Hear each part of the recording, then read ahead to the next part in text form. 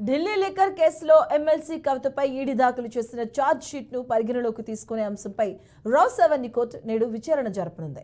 ఇక సోమవారమే దీనిపై విచారణ జరగాల్సి ఉండగా అనివార్య కారణాలతో నేటికి వాయిదా పడింది. ఈ నెల 10న 200 పేజీల ఛార్జ్ షీట్ ను దాఖలు చేసిన ఈడీ అందులో చారియట్ ప్రొడక్షన్ మీడియా ఉద్యోగుల దామోదర్, అలాగే ప్రిన్స్ చన్ప్రీత్ తో పాటు అరవింద్ సింగ్ అనే వ్యక్తిని నిందితులుగా చేర్చింది.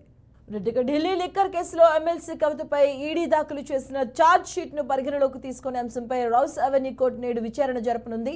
ఇక నిన్నే జరగాల్సిన విచారణ అనివార్య కారణాల వల్ల అయితే నేటికి వాయిదా పడింది. సో ఈ నేపథ్యంలో ఈ రోజు విచారణ జరపనుంది. దీనికి సంబంధించిన పూర్తి డీటెయిల్స్ మా కరెస్పాండెంట్ లిఖిత అందిస్తారు. లిఖిత, ఇప్పటికే కవిత కేసులో చాలా వరకు కూడా ఒడిదుడుకులు అనేటివి ఎదుర్కొంటూనే ఉంది.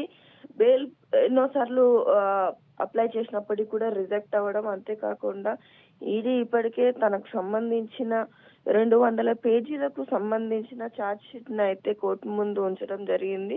ఈ ఛార్జ్ షీట్ ను ఈ రోజు కోర్టు అయితే పరిశీలించే అవకాశం ఉంది.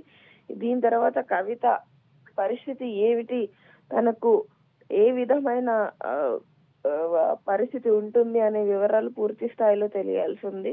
మరి కాసేపట్లోనైతే ఈ ఛార్జ్ షీట్ ని పూర్తి స్థాయిలో పరిశీలించిన తర్వాత మరోసారి దీనిపైన విచారణ జరిపే అవకాశం అయితే ఉన్నట్లుగా తెలుస్తుంది. ఆ తర్వాత కవిత కోర్టు ఎట్లాంటి శిక్ష వేస్తుంది, లేకపోతే ఎలాంటి ఊరట కల్పిస్తుంది అనే విషయంపై కొంతవరకు ఆసక్తి అయితే నెలకొన్నట్లుగా తెలుస్తోంది.